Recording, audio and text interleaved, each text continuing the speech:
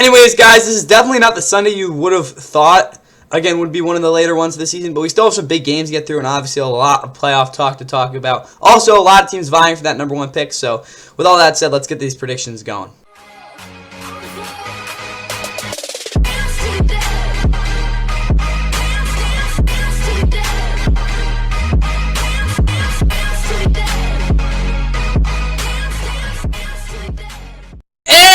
What is going on, guys? Welcome back to the NFL. Please like and subscribe. I hope you guys are ready for another NFL Sunday. As if I'm not mistaken, we have 12 games to get through this Sunday, so again, a little bit less than the 14 we had last week, but still a decent amount as we are rolling towards Christmas, which for you guys is literally only 4 days away. Pretty insane. But if you look at the games we have 7 games in the early window. Again, we have 4 in the late window, and we also have Sunday Night Football as well to get through. So without further ado, let's get this thing going. As you guys all know, we have Monday Night Football tomorrow, and then obviously Week 17 will start on Thursday with Christmas games and all that kind of a Thanksgiving sort of theme there, but the games aren't as good. That's what I'll say. Anyway, as you guys can see right here, our first game we'll be talking about is the Bengals and Dolphins. It is a pretty irrelevant matchup in terms of the playoff picture. Both these teams have had immensely disappointing seasons. First, for the Dolphins, this is a season you could have seen coming considering how they played last year. They finished 8-9 after Tua got injured, and they just kind of struggled down the stretch there and couldn't really close things out. As they suffered their first losing season since 2019. This year, it's been more of the same, except for the fact they started 2-7 and actually went on a 4-game winning streak before. Again, really culminating last week with Tua throwing a really bad interception, taking 4 sacks, and ended up getting bench following that 20-15 loss in Pittsburgh that officially eliminated them from the playoffs. But for the Dolphins, maybe they can see something here in Quinn Ewers, try to get things going here at the end of the season. Meanwhile, for Cincinnati, they've had a nightmare season as they lost Joe Burrow after a 2-0 start. They ended up losing 8 out of 10 without him, and they've no, not 8 out of 10. Yeah, 8 out of 10 without him. 8 out of 9 without him. And then they ended up getting him back for the Thanksgiving game against the Ravens. He played well in that, but since they've had 2 really tough games against the Bills and Ravens, the second of which we saw an Andrew Luck reaction from him in that 24-0 brutal home loss to the Ravens last week. Again, a lot of people are questioning if he'll retire, if he'll be on the Bengals next year. A lot of bizarre statements that I don't think will really amount to anything. But again, the fact of the matter is, this is the Bengals team that is suffering going to suffer their first losing season since Joe Burrow's been, again, a starter for this team. Again, 2020, I guess, but he got injured, so, like, who really cares? Also, again, this is their 3rd straight season missing the playoffs, along with a really, really bad defense. With that said, though, we're going to see the debut of Quinn Ewers, who obviously wasn't exactly the most highly touted quarterback of the draft. The Dolphins did draft him. He, again, I guess they like him. We'll see what he does in this game. But again, this game will be at 1 o'clock on CBS, NFL Plus, and Paramount Plus will be the ways you guys can stream it. The Bengals actually, I don't think have been to Miami in a really long time. I think it was actually back in 2019. That was when both these teams were really tanking. It was actually the ultimate tank ball. The Bengals ended up falling to the Dolphins in that game 30-35 in overtime for the Bengals to end up clinching the #1 pick. That game, I think Ryan Fitzpatrick had a big game. It was a really fun one to watch. Again, even though both teams were obviously terrible at that point. Alright, guys, so the weather for this game, as you guys can see, it's me 36 degrees. You got a decent little bit of wind here. It's also going to be partly sunny. So overall, not the worst weather for late December here. On top of that, you guys look at the map for this game. You're going to have Spiro Diaz, Adam Archuleta, and DT Kinkabala calling this game. So CBS is, like, if I'm not mistaken, their 5th team. You got, again, almost all of Florida there, and then obviously the Cincinnati area getting this game. For the Dolphins in their starting lineup, Quinn Ewers is the quarterback. Devon Achane and Jalen Wright are in the backfield. Jalen Waddle, Malik Washington, Nick Westbrook are a receiver. And again, basically the rest of this offense is, again, as healthy as they'll be. Again, with Zach Wilson being the backup, Tua will be the emergency quarterback. At least that's what Mike McDaniel said. But again, Darren Waller, there at tight end. He had a pretty big game last week. He's been pretty good when he's played this year. He's only been, like, how many games? Like 4 maybe? Yeah, he's played in 7 games this year, my bad. Again, numbers aren't awesome, but I mean, for, a tight end of his, play in the past couple years since he hasn't played at all, I mean, it's not too bad. Defensively, Jordan Brooks is questionable starting linebacker. That would be good if he can't play. You'd probably say KJ Britt, because I don't know if they'd want to see Willie Gay out there, again, especially with how he played last week, but that's just me. Jordan Phillips is not playing in this game. Minka Fitzpatrick is out, so Fedo Melifano will start this game on the short week. Isaiah Johnson and Elijah Campbell, both reserve guys, are questionable. Riley Patterson, Jake Baylor are also the kicker and punter.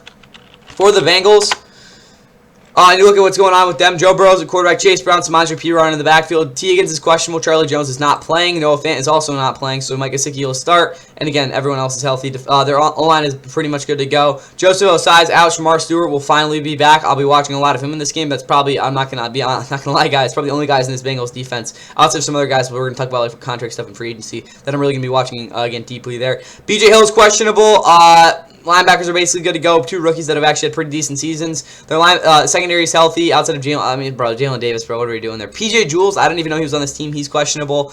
Charlie Jones is out, so Keyshawn Williams will be the returner. William Wagner is the long snapper, and a bunch of other stuff going on for the Bengals. Now for this game, how I see it playing out, guys. Honestly, I'll put this one in boring. I mean, this game is just, there's not really much to get jazzed up about, especially with, I'll put it in decent because, Quinn Ewers is starting, so there is something with that. And I'm not gonna lie, guys. If Tua didn't get benched and the Dolphins would have won, I'm not mistaken, this would have been a national game. So I think there's something to this one. It's just the fact that this game is like between 2 disappointing teams, and really neither one of these teams is. Well, I do Cincinnati weather. This team's in freaking Miami. I gotta lock in. Whatever, Miami weather for this game. It's gonna be 77 degrees, also it's partly sunny. There we go. But anyway, back to this. Yeah, as you guys can see, it's a decent game. I think there's something to it. There's like, at least you can take a little bit of interest into it. Obviously, with the game being super disappointing, it's really the thing that kind of holds it back from anything else. Also, guys, who I see winning this game, I'm gonna say the Bengals bounce back. Joe Burrow throws a couple touchdowns. They win this game pretty big, 31-17. I'll say it's the final. I mean, it's just not a really big game to be excited about. Now to the second of 3 regional games CBS has in this early window as part of their doubleheader. We have the Jets and Saints in a tank bowl of sorts, as the Saints come into this one feeling pretty good as they're trying to get to 4-2 here with this stretch under Tyler Shook, as they again were able to get to a winning record with their win last week over the Panthers, in which they swept them on the season again, as they already had beat them in Charlotte 17-7 earlier in the season. But again, last week, game-winning field goal, really physical presence, brought them to that win, as well as Tyler Shook making a lot of big throws. On top of that, for the Saints, it's their second straight win, as if you didn't remember, they did upset the Bucs back in Week 14 in that game on the road. They were able to, again, establish a decent ground game. Shook made a lot of nice plays, again, had 2 big rushing touchdowns, as well as this defense stepping up big time. That's really what's got them on this winning streak. Their first winning streak since sometime last year, to be honest with you guys there. But still double-digit loss seasons for the second straight year. Jets, on the other hand, are trying to I don't know, do something. Last week was pretty rough as they got their doors blown off them. The first game that really made this defense look horrible, or the first game that this defense looked horrible, again, since the trade deadline, as, again, Trevor Lawrence put up 6 touchdowns on them, and they got blown out. I would say Brady Cook made some nice plays despite his 3 interceptions, and I think, is he starting this week? Yeah, I think he might be. But again, for the Jets at this point, they're just trying to figure out what they have. It's definitely been a rough season, to say the least. But these 2 teams have not played here since 2017. In that game, I can't tell you what happened. I think Bryce Petty was starting for the Jets in that one. That's actually pretty insane. But for the last time they played, that was back in 2021. That game was a 30-9 win for the Saints, and they were vying for a playoff spot. Yeah, here's what it was. The Saints were 10-4, Jets were 5-9. Bryce freaking Petty, bro. Who is this dude? Like, what are we doing? Like, I'm very, very confused. Matt Forte, I haven't heard about this guy in a really freaking long time. He was a good player. Like, I mean, he had a couple decent seasons. Obviously, the Chicago seasons, he was pretty good. But yeah, Matt Forte, bro. That's definitely a blast pass. He was a consistent player. Obviously, a solid receiving back as well. This was the year right here. 1,800 yards. I think this was probably his best season right here. We need 108 receiving yards. Yeah, I think this was probably his best season overall. But anyway, back to this. This is a dual threat, obviously. Back to this game. Again, this game should be pretty close. But again, it'll be at 1 o'clock on CBS, NFL Plus, Paramount Plus, the ways you guys can stream it. You don't have to worry about whether this game both these teams are eliminated from playoffs.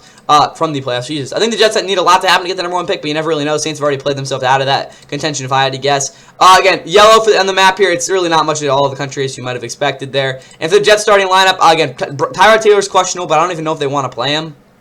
Yeah, because I think just play Brady Cook and see what happens. Maybe he's the backup of the future. Breece Hall's there.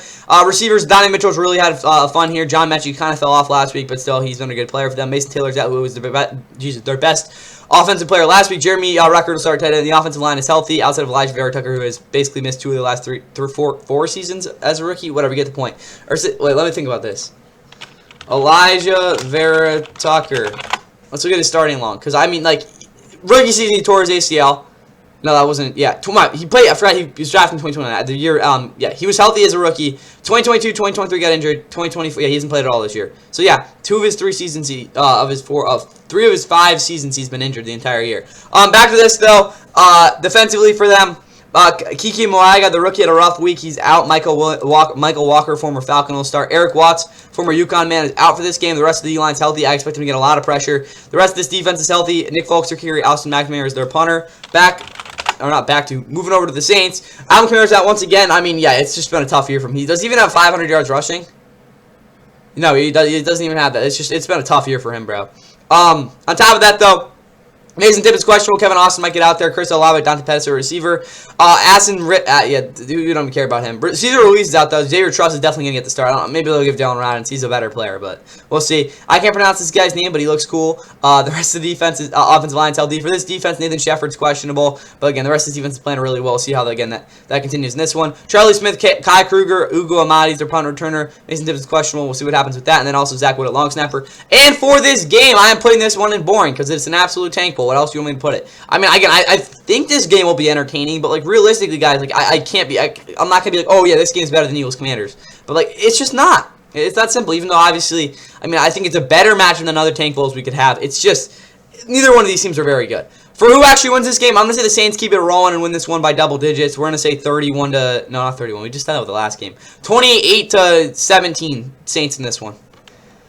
Guys, I know we haven't had a playoff picture game yet. Well, I'm sorry, that's going to continue for this game and the next game. But as you guys can see, a very somber mood will be felt here in Nashville as the Titans will go to try to break their losing streak, home losing streak that dates all the way back to Week 9 of last year. The last time they won a home game, that was an OT win over the Patriots. Absolutely insane game. Definitely recommend go and watch that. It was really when Drake May first kind of went off there. I mean, he threw a game-losing pick, but that's besides the point. Titans this season have been even worse than they were last year. They're 2-12. Cam Ward last week didn't really have the greatest game as they fell mercifully to the, just not coming to me. The Niners, as they really didn't play too bad. As 2 of their last 3 losses have come to NFC West teams. But at the same time, prior to their loss to San Francisco, they did go in Cleveland and put up 31 points. That was pretty cool. Really big surge here from Tony Pollard the past couple weeks. But when you look at this team and the frustrations they've had, it has really stemmed back to the fact that they haven't really been able to generate many explosive plays, and also their offense hasn't really gotten into that. But again, it's definitely been a tough year. This would be a pretty cool upset though here against the Chiefs squad that again is officially eliminated from the playoffs for the first time since 2014. Obviously, the main concern is Patrick Mahomes and his torn ACL. He'll be recovering that this offseason, but at this point, they're going to see what Minshew Mania has for the final 3 weeks as they try to avoid their first losing season since 2012. Which will be pretty interesting as well. Again, a lot of things are on the line for this Chiefs squad. Not really much, but still, as they were eliminated from the playoffs last week against the Chargers. But it'll be very interesting to see how they can play here today. Against the Titans squad that, again, isn't exactly the greatest as they are technically tied for the #1 pick. I think they're third, though, because of strength of schedule and stuff. But, again, as you guys can see, the Chiefs haven't really been here in a minute. I think the last time they played here was 2021. That's when the Chiefs actually got to their worst record through 7 games under Mahomes, which was 3-4. Again, they've gotten worse now, but again, they were 3-4 at that point as they got blown out. Mahomes left early with a concussion and stuff. But this game probably won't have the same significance as this one will be at 1 o'clock on CBS. NFL Plus, Paramount Plus will be the ways you guys can stream this one. On top of that, the weather for this game is going to be 51 degrees, 8-mile-per-hour winds. Also, will be sunny. On top of that, you guys can see blue is where this game's going to be at. You're going to have Kevin Harlan, Trent Green, Melanie Collins on the call, watching Cam Ward versus Minshew, versus Gardner Minshew, who again used to play the Titans twice a year, so that's pretty good to mention there. But anyway, for the Chiefs and their starting lineup, like I said, Minshew will be starting. Isaiah Pacheco, Kareem Hunt are in the backfield. Rashard Smith got a couple carries past couple weeks. Elijah Mitchell's really struggled to get on the field this year. Rashee Rice is out. Juju's there. I mean, he's been a bum this year, but I mean, again, he is there. Tyquan Thornton's out. Really, the only guy making any big plays. Xavier Worthy, Hollywood the Browns is back after a personal issue last week. Travis Kelce, Noah Gray are at tight end. Offensive line, they're down to their 4th string offensive line tackle, if I'm not mistaken. Juwan Taylor's also, and Jalen Moore. Jesus. Michael Lidio might bump out, but realistically, guys, I think they're going to have to activate someone because Essa Pohl is their starting left tackle. He's going to literally be a pull out there. They don't have a right tackle, though. Their entire rest of the offensive line, I think, thankfully, is healthy. On top of that, for this defense, Derek Notty's out. Mike Pennell will probably start. Jerry Tillery has just been atrocious this year. And Zach Pickens, I don't even know if he should be on the roster. Again, with Omar Narton-Lott, who would probably be a starting guy out on IR, it's kind of tough. The rest of at least they have their starting edge rushers somewhat healthy. Again, Felix Ndugu-Uzomah could be out of this team pretty quickly as well. Leo Chanel's out as well as Trent McDuffie on this from back end here. On top of again Leo Chanel being a sub linebacker. But speaking of Felix Ndugu-Uzomah, is he a third year guy? No, yeah, this is his 3rd year. I'm a brick. Anyway, wait. All right, back to this. For Butker, he's their kicker, and the punt god there at punter. For the Titans, what do we have going on for them?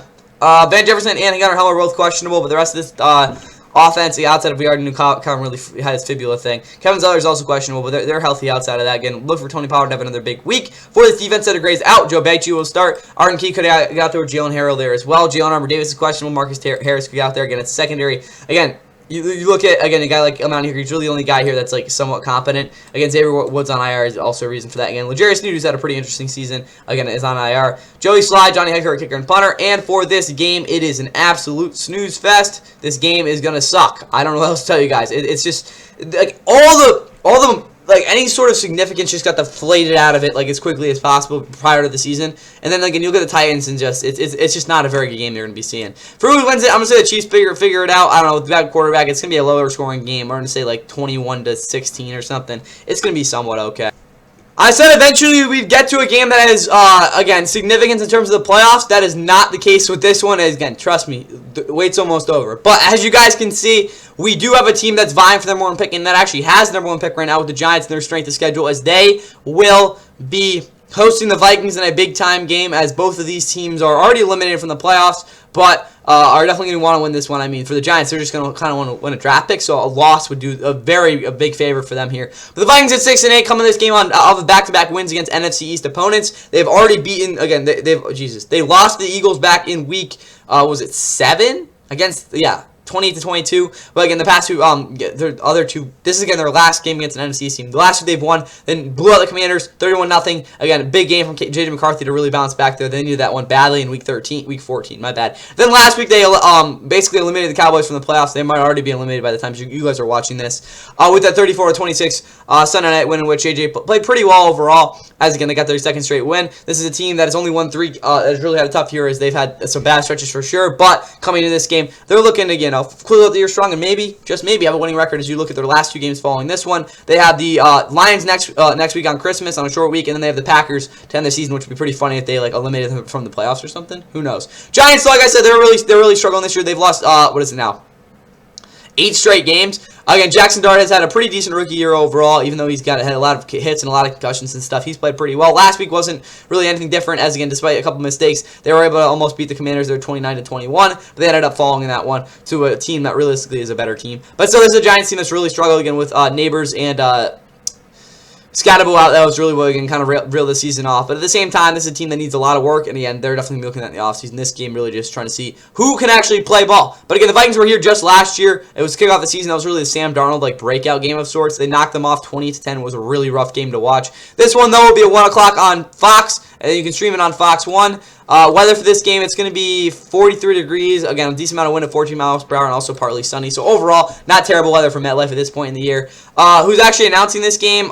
You got Kenny Albert, Jonathan Vilma, and Megan Olivi. This game is in green, so again, most of the northern Midwest, and then also again the new parts of New England area. With that, again, looking at the Vikings starting lineup. Aaron Jones is in the backfield as well as Jordan Mason, who again has had a tough year. Christian Darrison was placed on IR. Again, makes sense. Justin Skoll, Walter Rouse will probably play. I don't know why they're trying to play Brian O'Neill. Into the offensive line is healthy though. Again, you have the 2 Colts and obviously Donovan Jackson, the rookie, who's had a pretty nice rookie season. This defense, Jonathan Hargrave is out.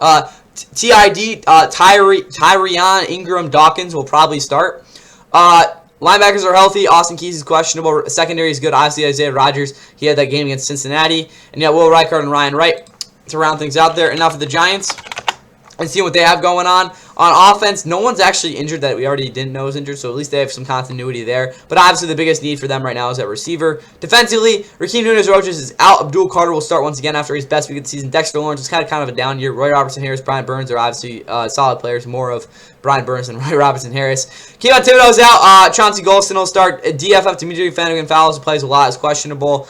Their secondary is completely healthy, and yeah, that's about it for them. For who actually wins this game, no, my bad. Just geeked out there. This game for me is an absolute snooze fest. I'm gonna put, but again, you got 2 young quarterbacks that are on, especially one that's proving himself. It's better than the past couple games we've seen, so I'm gonna put this one, or if I can find the Vikings, in decent. I mean, there's something to this. Who actually wins it? The Vikings are gonna blow the Giants out. I don't think there's really any like argument in that. We're gonna say the Vikings win this one 30-7. It'll be over before the half. And yes, finally we are now to a game that has some sort of playoff implication, as we have already gotten through 2 games so far this week that have had battles for first place in NFC divisions. This is the final one, again, of the three. I guess that's the best way to put it. I guess the NFC North, no, the NFC North did. NFC East also had something going on. But anyways, you guys can see Bucks and Panthers both at 7-7 are battling first place in the division for now, with the Bucks having a tiebreaker over the Panthers at the moment. Again, if they go 1-1, the Bucks will get an over them. But again, if you're a Bucks fan, you guys know what you have to do. Win 2 of your final 3 games. Next week, you'll be playing in Miami, so that's not too bad. For the Panthers, though, their next 2 games are at home before they have to head to Tampa for a game that I really think will be to decide the division. Realistically, though, they could have already decided the division if they would have won last week, but if you didn't already know this about the Panthers, they got swept against the Saints. Again, a team that at this moment is 4-10 and would be 2-12 if they just didn't able to beat them, as last week they fell to them 20-17, really disappointing fashion, as they gave up 10 points in that fourth quarter without scoring any. Bryce Young pooped his pants, and as a result, despite them beating the Rams in their past outing, they were not able to, again, recover last week against the Saints, and now they have to, pull something off here against the Bucks. But again, as a Rams fan, I'm rooting for y'all the last 3 weeks. I really need you guys to beat Seattle next week. But anyway, Panthers here at 7-7 are in a decent spot. But at the same time, they've just made it a lot harder for themselves. A team that, again, is either going to play, right with the worst teams in football, or beat the best teams in football. So, again, a very bizarre team there. For the Bucks, though, they're 7-7. Have been in a free fall. They've lost 5 out of the last 7 after a 5-1 start. They're still top of the division because, the NFC South has been terrible. Part of the reason they've been able to win it 4 straight years. If they want to win it 5 straight, they're going to have to pull something off here in the next 2 weeks, or next 3 weeks. This is a game that's going to have to be won, to be honest with you guys, as, again, the winner of this game will have to take full control of the division. With that said, though, the Bucks last year when they came to Carolina to play in this game, I couldn't tell you what have happened. I think it was, well, let me think. Oh, yeah, it was actually a good game. Bucks knocked out the Panthers as they fell to 3-9, 26-23 in overtime. Adam Thielen made a crazy catch in that game. It was just an overall wonderful game to watch. This one, though, will be at 1 o'clock on Fox. Fox 1 will be the way you guys can stream this one, as well as NFL Plus. Weather for this game is going to be 51 degrees. Oh, that's not right. That is 56 degrees, so exact same, mostly sunny. So consistent weather there for Carolina. Let's go, or Charlotte, my bad. On top of that, we look at who's announcing this game. It's going to be in yellow. Chris Myers, Mark Schlereth, and maybe Jen Hale, whoever's calling that, reporting that. You guys can see it's in yellow. Decent amount of the country. For the Bucks, though, in their starting lineup, Baker Mayfield's a quarterback, Bucky Irving, Rashard White in the backfield. The rest of their skill positions are healthy, and the offensive line overall, again, even though it's not healthy, is in an okay spot. Both starting tackles are there. For this defense now, it's in a weird spot, but they are basically healthy. Clyde Kancey really being the only guy that isn't, and I guess Simon Coleman, who, if I'm not mistaken, got injured last week. Chase McLaughlin, Riley Dixon, Cam Johnson, Sean Tucker, and Evan Deckers round things out as well for them there. Yeah, what happened to him? It was his hip. Okay. Now we go over to the Panthers and see what's up with them. And for the Panthers, Ikem Ekwonu, their starting left tackle is questionable. Josh Neesman would start if he can't go. Chuba Hubbard and Rico Dowdle not coming off their greatest of weeks, but still put up some decent numbers. Receiving game was definitely not the greatest. Jalen Kohler caught a touchdown last week, though. Tertian Warren's out. That's a big loss. Bobby Brown, I guess, they'll throw off the edge. That'll be interesting to watch. Trevin Wallace is out.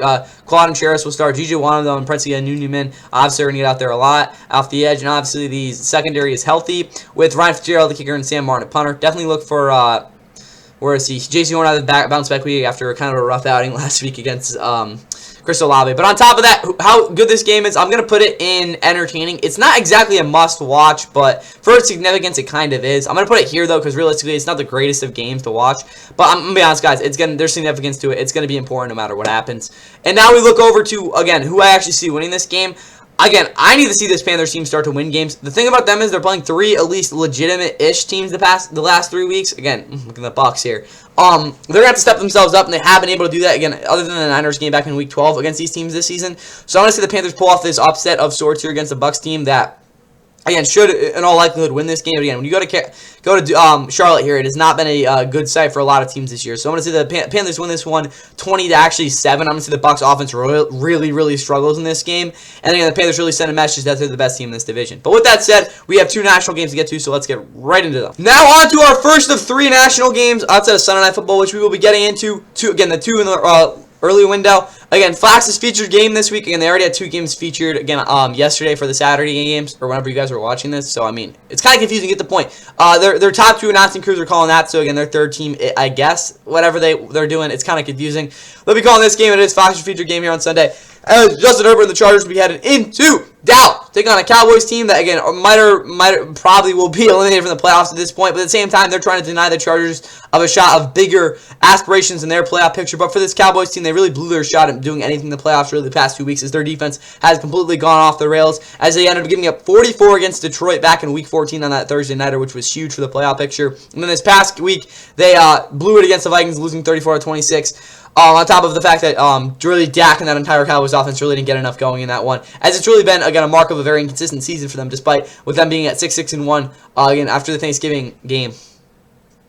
6-5-1, my bad. They were looking to really, again, get in the playoffs, and that doesn't really look very likely right now. But for the other team, the Chargers, I talked about it a little bit during the power rankings. They have a really good shot at very least being the 5 seed, but they have a brutal last 3 weeks, but again, if they're able to get through this playoff-ish-esque stretch, there's a shot they get the 1 seed. I know how insane that sounds because, well, like, you know, the Patriots, but like, guys, if I'm gonna tell you how it happens here. Patriots play the Baltimore. We'll get to that game later. If they fall in that game, guys, they have the same record if they're able to win this game. That's the first thing there.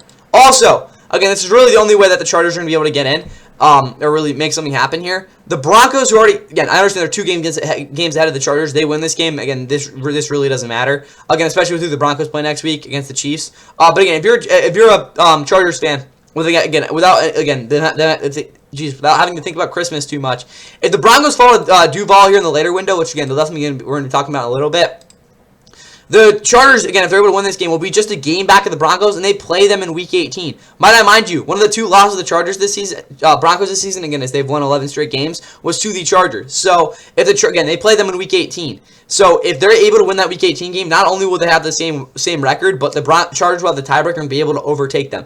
I think the Patriots, there's a decent shot they finished 13-4, but even anyway, like, the Chargers still have the tiebreaker. So there is it's not a realistic shot because, I mean, the Jags, they need the Jags to win in the late window. But I want chaos, so we'll see about that. But there's a shot the Chargers get the 1 seed. I know how crazy that sounds. Like, other than, obviously, the Patriots have a very straightforward path. And then the Broncos, who are, again, they'd have to do a lot to lose this spot. Or really not, maybe not. But still, it looks, the Chargers have a shot here, which is good. Also, with a win in a Texans loss, something like that. Also, guys, they play the Texans next week. I gotta tell you guys, these last 2 games are brutal. They have Texans at home next week, if I'm not mistaken, right?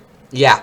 That game will be on Saturday, short week for them. But again, hey, you want the 1 seed, but you have to pull some things off here. But anyway, out to that for the Chargers. Last week they got the double-digit wins with that elimination win against the Chiefs as they finished off the season sweep against them for the first time since 2013. This is a Chargers team that, despite having some really frustrating stretches, especially considering they were coming in winning 4 straight against or was it 4 out of 5, something like that, against the Jags back in Week 11. They got absolutely destroyed 35-6, but they've won 3 straight and have not lost in over a month coming into this game. But anyways, like I said, it was Fox's featured game. It'll be at 1 o'clock on Fox, so you can also stream it on Fox 1 and, again, the NFL Plus as well. But on top of that, guys, the Chargers have not been here in Dallas since 2017. That was on Thanksgiving. They knocked them off 28-6. That's kind of when the Cowboys kind of fell off really a cliff at that point in that season. But at the same time, this game means a lot for the Chargers. Again, we look at the map for this one. It's in red. It's Fox's featured game. As you guys can see, Adam and me and Drew Brees and someone else. Again, they're trying to figure something out. I think Christina Pink there, so I guess this is Fox's 3rd team. I don't really know. They're going to be getting a national game, though. Here, again, you can see all the red there. For the Chargers, though, in their starting lineup, Quentin Johnson's questionable. Darius Davis, the returner, if I'm not mistaken, is also out. So you'll be seeing Lat McConkey and Keandre Lambert-Smith as the returner. Speaking of Keandre Lambert-Smith, the USC man, am I right? No, that's so wrong. That's he played for Auburn. He caught a touchdown last week, which is pretty cool. Got to the tight ends, kind of fell off a lot. Will Dissly's kind of just been a blocker, and Tyler Conklin has really just not played this year. Ryan Hampton, again, big boost to this offense. Kamani Valdo, though, has had 300-yard games this season, which I think is very underrated. O-line's healthy-ish. Trey Pipkins is questionable as well. For this defense, Sierra Tart, the nose tackle was questionable. Jamari Caldwell is definitely going to look there. The man out of Oregon. Am I right on that? Boom! Other than that, though, I don't know why it was a 3rd-round pick. That's overdrafted. Bud Dupree's questionable, as well as Elijah Molden and R.J. Mickens, the backup free safety's out. Dickerly kicker, J.K. Scott, our kicker and punter as well. And then we move over to the Cowboys if this gets to it. There we go. And seeing what's going on with them. Just loading. Figuring things out here. There we go. For the Cowboys in their starting lineup, Hunter Lubicki is questionable. Tyler Guyton's out. Also, I got to mention this. The Cowboys scored a lot of points at home this year. Just wanted to put that out there. Defensively, you can see Quentin Williams is questionable. Deron Bland's out again. Kalen Carson's questionable. So, for Ari Baden, secondary, they're going to have to throw out Shavon Revel. Obviously, DeMarvin Overshown's definitely toned down a little bit in terms of his performance. But yeah, Shavon Revel's definitely looked like a rookie at points. Brandon Aubrey, Brian Anger, kicker and punter. Kevontae Turpin's the returner. Trent Sieg's the long snapper. Speaking of that, was Shavon Revel a 1st-round pick? He He was a third. That's actually insane. That was the steal there. But anyway, back to this and how I see this game going. I'm going to put this game in a must-watch. There's going to be points thrown up. I'm a little bit concerned about the Chargers, though, and if they're able to keep up with the Cowboys. But I don't know, because, again, the Cowboys defense isn't very good. But with that said, I see this game being an absolute shootout. I'm going to say Chargers hold on and knock off the Cowboys 34-31 in this game. Cowboys make up some, like, bad play or something to lose this one. But it should be a good one. And, yeah, that's what I have here. And, again, realistically, guys, the Chargers could still get the 1 seed. Now moving on to CBS's first game of their doubleheader, and really just Shedeur Sanders keeping this game somewhat relevant. As again, CBS's early window didn't really give us any big-time games, so we have this one as their featured game here in the early window, and it's going to be the Bills and Browns going at it here. Bills, again, pretty realistically to the Chargers in terms of their likelihood of winning their division, even though it's a little less likely. For the Bills with a win, they're in. I think that's the first thing I'll say. On top of that, for the Bills, for them to be able to knock off the Patriots in this division, which I think a lot of people would want, and them chasing them down. First thing that needs to happen is that they win this game, or win out, honestly, especially with the game they have against Philly next week. But also, they need to see the Patriots fall on Sunday night, similar to the Chargers. So that's what I'll say there. But again, on top of that, for the Bills, they come in this game at 10-4 off of a monster win over the Patriots, in which they came back from 21 down, one of the better games this season. So knocked them off 35-31. Josh Allen had a monster game. A lot of people are saying, "Oh, MVP, MVP." Guys, Josh Allen is not the freaking MVP. He has not been the best quarterback in the league this season. There's definitely conversation for him being the best quarterback in the league, but not this season. On top of that, for the Browns, they're 3-11. They're coming off a really humiliating loss to a Bears team that really hasn't been the best in terms of blowing teams out this year, as they fell 31-3. Shedeur threw 3 interceptions. They couldn't run the ball. It was really just a bad loss in basically every way. Defense got torched for the second straight week as they gave 31 points as well for the second straight week. As again, you saw that game against the Titans that really wasn't encouraging whatsoever. For this Browns team, though, they haven't won since week 12. They're probably going to look to bounce back here as they have lost 3 straight games. But again, the Bills haven't been here since 2019, if I'm not mistaken. That was a 19-16 upset for the Browns. Then again, they were a better team then, so we'll see how again that changes here today. This game will be at 1 o'clock on CBS. NFL Plus, Paramount Plus will be the ways you guys can stream first game of the CBS doubleheader here. Weather for this game is to be freaking cold, but it really doesn't matter. 24 degrees, 60-mile-per-hour winds. Also, will be mostly cloudy. But again, for the Bills right now, let's say the 6th seed because the Chargers do have the tiebreaker over them. That'll be interesting to watch. So again, if they did drop one of their last 3 games, Texans could sneak in over them. But again, right now they got their sights set way higher than just a wild card spot. On top of that, though, we look at again the Iron Eagle, JJ Watt, and Evan Washburn calling this game. It's gonna be around again. A lot of countries getting this game for the Bills and their starting lineup. Offensively, they are entirely healthy. Defensively, Jordan Phillips is out, and yeah, Cam Lewis is questionable. Matt Prater's not kicking either, so I mean, yeah. Has Tyler Bass even kicked this year? I don't think he has. Then we go over to if I can really think, the Browns and see what they have going on. Offensively, Dylan Sampson's out. He hasn't really played a lot. We already know Deshaun Watson is not going to get activated. David Njoku's out. White Teller's questionable. Tevin Jenkins will probably get the start if he can't go. For this defense, Denzel Ward's out at corner, and that's really about it because, I mean, Sam Kamara, I guess, is questionable, but he doesn't even play. Andrew Schmidt, Corey Borges are a kicker and punter, and then, other things going on as well. This game, for me, is going to go in decent because I think Shedeur will do some stuff, but, it's not really much better than that. And for who actually wins this game, it's going to be the Bills by a lot. I mean, there's really nothing else for me to say here. We're going to say they put up 42-7, but I haven't mentioned this yet for the reason, guys. Myles Garrett gets 2 sacks to break the record. That's all you need to know. Myles Garrett breaks the record in this game. It's going to be awesome, and it's going to be definitely a celebration to have, even though the Browns are going to get their absolute butts kicked. We saw a monster game on Thursday night. This is our other real monster game this weekend, other than the one we saw that's on Saturday night. Saturday night between the Packers and Bears. As the Jacksonville Jaguars somehow against the Denver Broncos, not on national TV.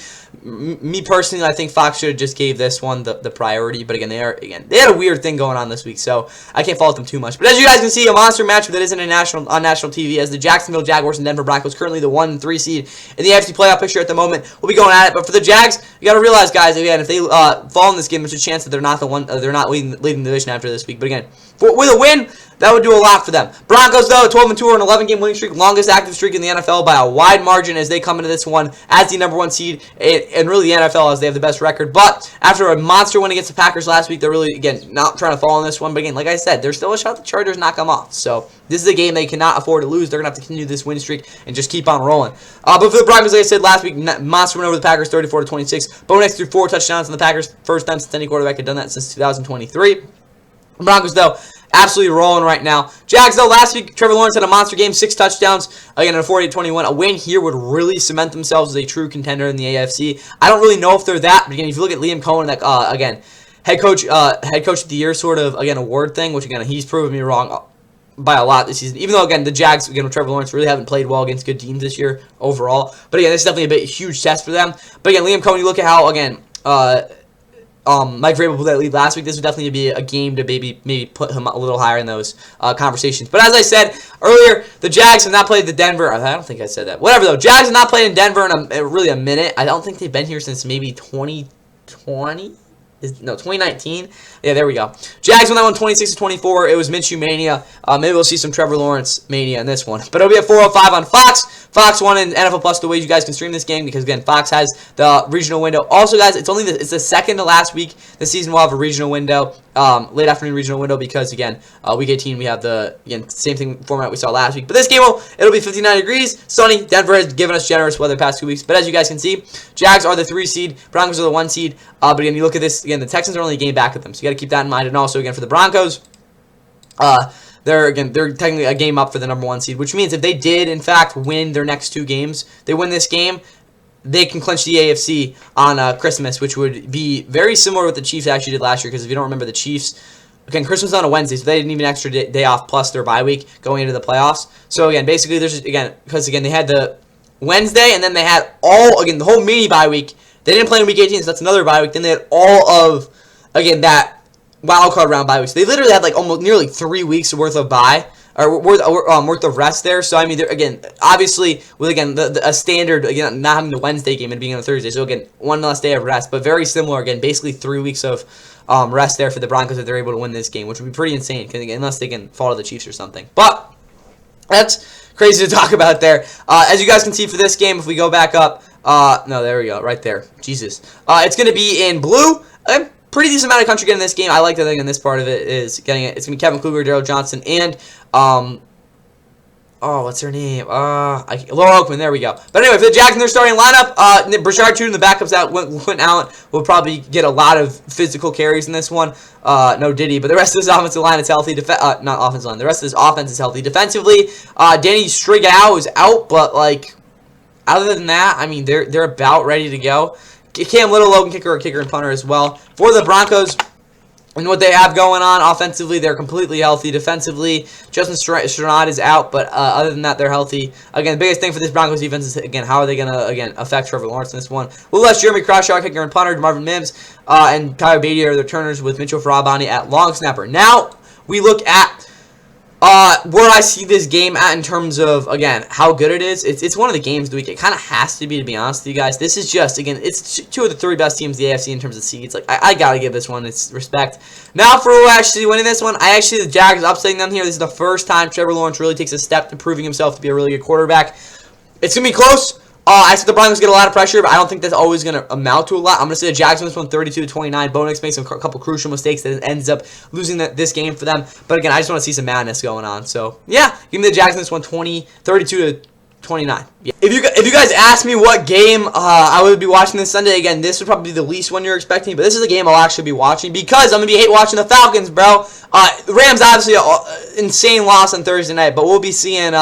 Again, if the Falcons lose this game, bro, it'll be well worth it. But for the Falcons, they screwed the Rams over last week with that upset win against the Bucs. They're now 5-9, well out of probably range for a top 5 pick. But maybe they still get top 10, which would be very nice. But again, for this Falcons team, obviously Rams had their first round pick. They were able to upset the Bucs last week, 29-28, on top of a 3-touchdown game by Kyle Pitts. This is a Cardinals team again that is probably a rough matchup in terms of them not winning this one. But at the same time, with Kirko Chains, they're probably looking to win this one. They will be playing the Rams next week.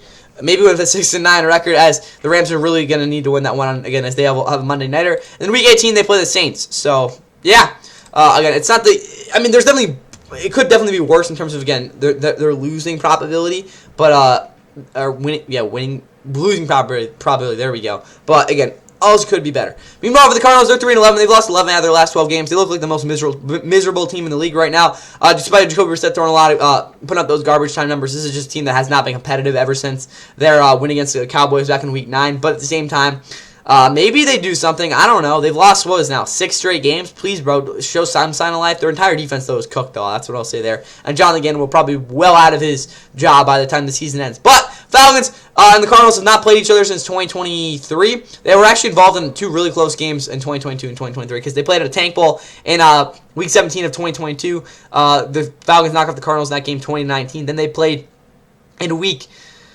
what was it called? They played in week 10 in Kyler Murray's return, who again is not going to be returning this season. Cardinals knocked them off 25-23. Insane scramble by Kyler to set up that game-winning field goal. It was a really crazy game at that point. This one though will be at 4:05 on Fox. Fox 1's in NFL Plus the ways you guys can stream this one. Announcing this game, as you guys can see, it's in orange. Really nothing. No part of the country's getting this game. Jason Benny, Brady Quinn, who actually did a good job on the call last week. I don't know who else is calling this one though.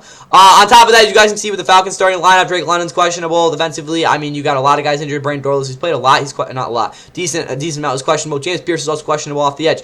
Malik Verdon, who hasn't played, is out. Mike Hughes also out. Kobe Bryant, who had a big week last week, is probably going to start. I think he might have even started anyway. Now we go over to the Cardinals and see what's going on with them. Marvin Harrison Jr. and Xavier Weaver are both questionable. Kind of tells you where they're at. Receiver Brisket's a quarterback, though. Keaton Slovis, maybe they throw him out there at some point. Paris Johnson, Evan Brown are both out, but the rest of this offensive line is, in fact, healthy. Cody Simon's questionable. Wait, Cody freaking Simon. Oh, that's a different dude. Never mind.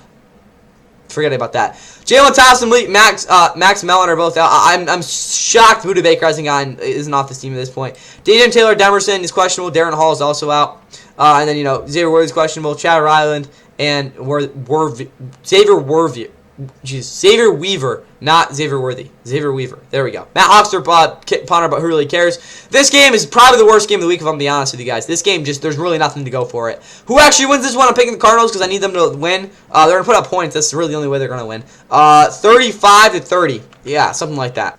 Now we get into our late national window, and the complement to the national game is the Raiders and Texans. Obviously not one of the better matchups of the week, as the Texans are the best defense in the league. We're going to play the worst team in the league, and the Raiders, who have, again, an offense that has already gotten shut out twice this year, both against pretty solid defenses, so, I mean, at least they have that to put against them. But the Raiders right now are technically in second, have the second spot in the draft order, as they're at 2-12. They've lost 8 straight, too. It's a really bad team, guys. Kenny Pickett started last week. He threw for 64 yards in 25 attempts. It was a brutal performance against the Eagles, but it was over so quick. So, I mean, at least you had that. But, yeah, they're a terrible team, guys. Texans, though, are 9-5. They've won 6 straight games. Their defense is so good. Offensively, they're kind of getting things going, but it's been an inconsistent season overall in that mind. They're trying to get the double-digit wins. Actually, the fastest they've been able to get, they would have been able to get to it this season. In their 3 seasons under C.J. Stroud. So, again, they'll be able to get 10-5, which, again, would be their best record through 15 games in a minute. But, again, Texans, best defense in the league. This, again, we know what's going to happen here. But at the same time, Raiders haven't been here since 2019, maybe. I think that was a 27-24 win for the Texans. It was close. Raiders-Texans 2019. It was also, again, in the late window. Yeah, 27-24. There we go. But don't expect this to be anything close to that. It'll be at 4:25 on CBS, NFL Plus, Paramount Plus will be the ways you guys can stream this game. And for playoff picture reference to the Texans, they're sitting the 7-seeder right now with a win. They wouldn't clinch a playoff spot because they would need the win against game against the Chargers will really clinch that. But again, maybe Colts coming up. Can they play the Colts in Week 18? We'll see what happens with that. But that's really all I have on that. Now moving over to, again, looking at the map for this game, if we can get to it. There we are. It's going to be in blue. I don't really know why this much country is even getting this one. Again, you got Duval getting this game and some other areas. What is it called? Andrew Catalan, Charles Davis, Jason McCourty, and what's his name? What's her name? I bet AJ Ross. They're calling this game. For the Raiders starting lineup, Geno Smith is back. My bad. I thought he was just not going to play. Who knows? Jordan Meredith's questionable. How the hell did Aiden O'Connell get back on here? I swear he wasn't on this team, but whatever. Jack Besh is there as well. I mean, it's just an awful offense, guys. Defensively, they're also not really that good either. Q Blue Kelly. He's really the only guy that's shown life in the secondary. Overall, that secondary isn't probably the best part of this defense, at least right now. Dino Carlson, A.J. Colart, kicker and punter. Now, or at least best performing for that secondary there. Greedy Vance doesn't really give you any hope, though. Woody Marks and Nick Chubb both questionable. Christian Kirk is questionable as well. I almost said Charlie Kirk. That would have been awkward. Tank Dell, what the hell is happening to Tank Dell? Like, we have any idea? Is Tank Dell out for the season? No. For the 2025 season. News. Absolutely zero news, bro. Like, bro is just fell off the place of the curve. Like, what happened to this dude, bro? No one's talking about him. Like, what the hell? Anyway, defensively, you guys can see Aziz Al-Shaair, who has kind of fallen off in terms of his relevance, but that's good because, I mean, that's saying he was relevant because he absolutely destroyed Trevor Lawrence last year. Stingley's questionable. Yeah, he had a little bit of an awkward fall last week. Other than that, they're healthy.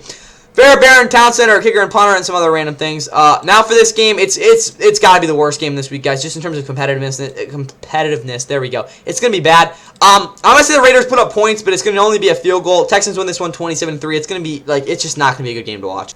Ending this one with two pretty good, ending the predictions with two pretty good games is, again, CBS's doubleheader game this week is the Steelers and the Lions. Both these teams really, really tight in their playoff races. Lions, again, they need to win out. So, I mean, there's really nothing else to say for that. After all, last week, despite Jared Goff having a big-time game, they couldn't really get the running game going too great, as they ended up falling to the Rams 41-34 as their defense got absolutely torched. Fell to 8-6 there. Again, they've had a couple of losses this year that, again, kind of been inexcusable, especially one in here in Detroit against the... Who was it against? The freaking Vikings. Yeah, that game. They lost 27-24 in that one. But anyway, this is a must win for them. Steelers coming at 8-6 off of back-to-back wins. Both they were pretty confident. Again, huge win in Baltimore back in Week 14. Again, gain control of the division. And now here coming on a short week after they beat the Dolphins 20-15 on Monday Night Football, in which Aaron Rodgers looked pretty damn good. And they knock off the Dolphins, eliminating them from playoffs there. For the Lions, though, they have not played here against Steelers in Detroit since 2017. That game was actually pretty insane. It was one of two Juju Smith career 97-yard touchdowns that ended up being the difference in that one. That was, again, a big part of that game. Lions fell 3-4 at that point. They ended up missing the playoffs by a game or something, too. It was like a tiebreaker. Who really knows? But on top of that, guys, they haven't really played each other at all since 2021. That was a tie, actually, between these teams. Very bizarre outcomes between these teams recently. This game will be at 4:25 on CBS and Plus and Paramount Plus with the ways you guys can stream this one. You can see the playoff picture for both these teams. The Lions are on the outside looking in, but again, if they do win out, they will be in the playoffs. If not, I think they will be, right? They have to be, yeah, because unless the Bears don't lose, which would be interesting. But anyway, back to here. For the Steelers, again, they'd be atop the division no matter what happens this week. A win would be very, very nice. Clinch their first winning season in a while. Next week, though, they have the Browns. So, I mean, there's not the worst thing. But again, let's be honest, guys. We all know what's going to happen. They're going to be playing the Ravens for the division in Week 18. But anyway, we look at the map. It's the national game. Jim Nantz, Tony Romo, Tracy Wolfson are on the call. It's basically the entire country, as you might have expected to be. Now, Steelers starting lineup. Aaron Rodgers, quarterback. Jalen Warren, Kenneth Gainwell in the backfield, Deacon Metcalf, Calvin Austin, Adam Theodore receiver, MVS is also there. Isaac Salomono's out, Spencer Anderson will start, Honors Pete, Zach Frazier, Mason McCormick, Troy Falconeau are across the offensive line. For this defense, you can see TJ Watt's not playing, Jack Sawyer will definitely play, Nick Carrick's also out, so they're definitely thin off the edge. Alex Highsmith's had a big season. James Pierre also out, so on Sunday, Samuel Jr. will start. Chris Boswell, Corliss Waitman are kicker and punter. Now for the Lions, and seeing what's up with them, Terry Decker, Graham Glasgow, and Tristan Colon, who doesn't even play, are all questionable. The rest of this offense is healthy. Defensively, they have three reserve guys who are out, but the entire defensive line's healthy. Kirby Joseph's out. Thomas Harper will start again. Amik Robinson's questionable. Vontae Maddox will start again. No, he didn't even play at all. What am I talking about? Anyway, the rest of this defense is healthy. Jake Bates, Jack Fox, kicker and punter. Tommy Kennedy, Cleve Verman didn't really get a lot of action last week, and then Hogan Hatton is their long snapper as well. This game for me is a must-watch. It's not really, for at least at this moment, like the game of the week per se. Even though that's the window it's in, it's not one of these, like, it's not one of the three best games. It's definitely a must-watch, but I can't really just put it there. All right, for who wins this game, I'm going to say Detroit. Figures it out. It's definitely not going to be one of the higher scoring ones, but again, with Detroit's offense and all that, I'm going to say they win this one 26-24. Steelers, again, just kind of fall off towards the end of this one, but should be a pretty good game. I hope you guys will enjoy that one. Now let's wrap this thing up with the Sunday night prediction. And on Sunday Night Football, the last game here for Sunday, again, also the third to last Sunday night of the year. It's actually insane before, again, playoffs and crap. But as you guys can see, the Patriots will be visiting the Ravens in a big-time battle in the AFC playoff pictures. The Patriots fell for the first time since Week 3 last week at home to the Bills. It was their third home loss of the season. Is in that one. They, again, blew a 21-0 first-half lead. Drake May pooped his pants. And despite, again, two long Trayvon Henderson touchdown runs, especially one that ended up being the go-ahead touchdown, they were not able to, again, recover from that blown lead there. Ended up falling to 11-3. But, again, still a very good record. Still comfortably atop the AFC East. But you got to remember, guys, if they start falling off here, it's not going to be good. Next week, though, they play the Jets and then the Dolphins at the end of the season. So, realistically, they're not in much trouble. But they head to Baltimore against a Ravens team that is coming off a shutout, bounce-back win over their division rival Bengals, avoiding the season sweep against them to get back to 500 here. This is a Ravens team that has had a very rough and turbulent and inconsistent season, but unlike the Chiefs, they still have a shot to, again, make the most of this season, as Lamar is coming off one of his better games of the season. Again, really big-time bounce-back game, but again, here against this Patriots defense. Something's got to change. But if you guys would like to recall, the Patriots have not lost a road game this season, and back in 2019, they had not lost a game coming into this one. This is the last time that the Patriots had played in Baltimore. And in that game, Patriots, like I said, were 8-0 at that point. Again, this is really when they started like falling off. Ravens, Lamar Jackson, everyone's like MVP talk. They were 5-2 at that point, like they're going all crazy. But that game really shifted the focus in the AFC playoff picture because the Ravens absolutely stomped on the Patriots, won 37-20, handed them the first loss of the season. It was a big-time game, big-time statement by the Ravens. I'm not saying it's going to be the same sort of, like, momentum shift in this one, but you never know. Again, as always, it's going to be on 8:20 on NBC, and Peacock, NBC Sports app, a bunch of crap, guys, as well as Al Michaels, Chris Collinsworth, and Melissa Stark on the call. Again, weather for this game, it's going to be freezing, 33 degrees, 11-mile-per-hour wind, and also it'll be clear. For again, the playoff picture here, Ravens would not be ahead of the Steelers in the division, but again, you gotta stay with them. That's all I'll say. They'd be actually tied up with them now that I think about it. But still, again, like I said, I think the division's coming down to Week 18. But like I said, this would be a big time win for them. On top of that, though, the Patriots starting lineup. Offensively, they're ready to go. There's really no excuse for them not being able to put up points. Defensively, though, Christian Barmore's questionable as well as Harold Landry.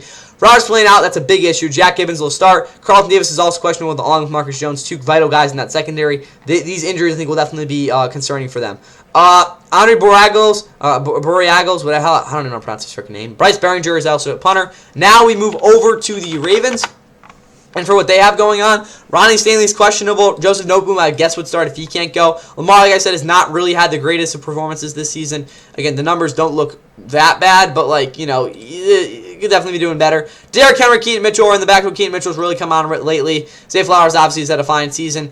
D-Hop is just so washed. But anyway, for this defense, John Jenkins is questionable at nose tackle. He's kind of filled in nicely for them the past couple of weeks. Kyle Hamilton's questionable. They need him out there. Again, figure it out. Chidobe Awuzie is doubtful. Yeah, it's going to be rough. TJ Campa, bro. Oof. Along Gilman obviously had the pick six last week with Kyle Van Noy.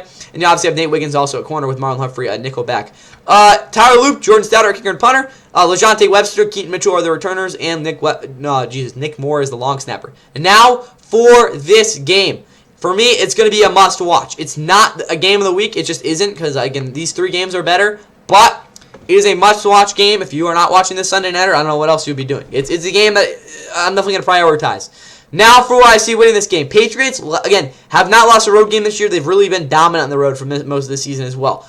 But Baltimore's a different animal, bro. I'm telling you that right now. And also, this is a team that, again, it's really the final faith I have in them. But Lamar's just going to have to do his thing. It's that simple. He's got to play like Lamar, which he hasn't really done since, honestly, week one. So we'll see what happens, but I'm expecting this Ravens defense to play their best game of the season. I'm expecting Lamar to finally look like the guy he should be. I'm going to expect him to actually run the ball as well. This is going to be a game that the Ravens say we are not to be messed with, and I'm not going to say we're back, but we're going to make a statement here. I'm going to say they win this one 31-20, and the people are like, crap, yeah, the Patriots, bro, what the heck happened? Because I'm like, the Ravens, they're going to show up. Which is as long here at home.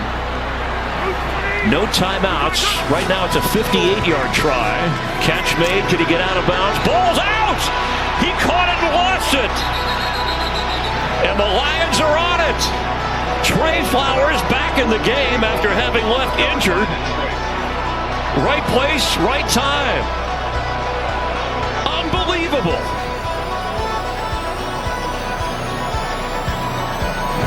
Does anybody really